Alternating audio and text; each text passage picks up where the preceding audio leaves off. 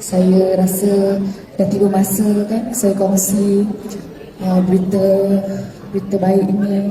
Dan dengan ini saya juga ingin menjelaskan tiada niatlah untuk menyuruh atau merahsiakan dan sebagainya.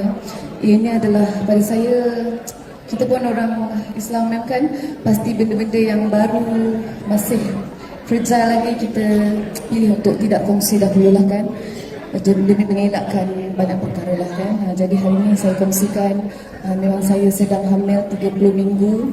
Saya mohon, Alhamdulillah, saya mohon doa dari kalian agar dipermudahkan urusan kandungan saya, juga urusan bersalin saya, dan semuanya adalah rezeki. Sudah Allah tulis. Hari ini saya nak launch produk ni memang kebetulan mem cakap sesuai untuk orang mengandung. Jadi saya pun rasa perut saya tak boleh nak sembunyi dah. Jadi saya kongsilah berita baik ini, dan saya pun dah berjanji dengan rakan-rakan media saya kan untuk saya kongsi pada waktu yang paling baik. Hari ini saya lunaskan janji ini dengan persetujuan suami saya, keluarga, ustaz-ustaz kan.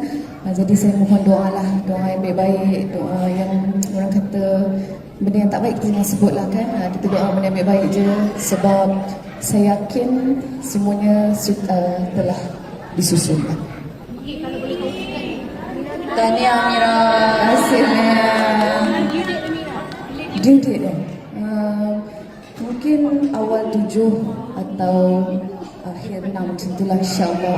So patutlah tadi Mira tersasul Mira tersasul dekat atas stage. Oh ni dah bulan 6. Saya